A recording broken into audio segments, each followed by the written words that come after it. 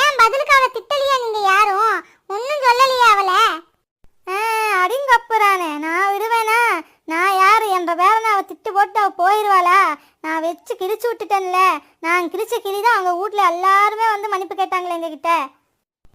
அவன் சொல்லி காட்டுங்க அத்தை. அவளை நானும் போய் 2 கிளி கிழிச்சிட்டு வரேன். அப்பதான் எனக்கு என் மனசு சாந்தி அடையும். சின்ன பிள்ளைய பார்த்து பேய் பிசாசு சனின்னு சொல்லியிருக்கா. அவெல்லாம் ஒரு பொம்பளையா? எவன்ச்சு காட்டுங்க, நான் போய் பாக்குறேன் என்ன ஏதுன்னு. அவளை நானும் போய் 2 கிளி கிழிச்சிட்டு வரேன். இங்க பாரு உமா, வந்த இடம் அது இதுன்னு பிரச்சனை பண்ணிட்டு நீ கோவப்பட்டுட்டு இருக்காத.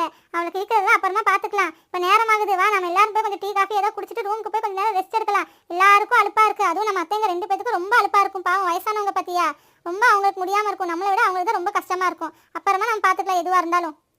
ஆமா உமா, இங்க பாரு, லக்ஷு சொல்றது கரெக்டா இருக்கு. அவன் எங்கேயும் போயிட மாட்டாச்சு. எங்கேயும் சுத்தி சுத்தி இந்த ஊட்டிக்குள்ளேயே தான் சுத்திட்டு இருப்பா. எங்க போனாலும் அவளை பார்க்கலாம். இவங்க மட்டும் இவ தான் சொல்லி காமிக்கட்டும். அவளை அதுக்கப்புறம் நம்ம என்ன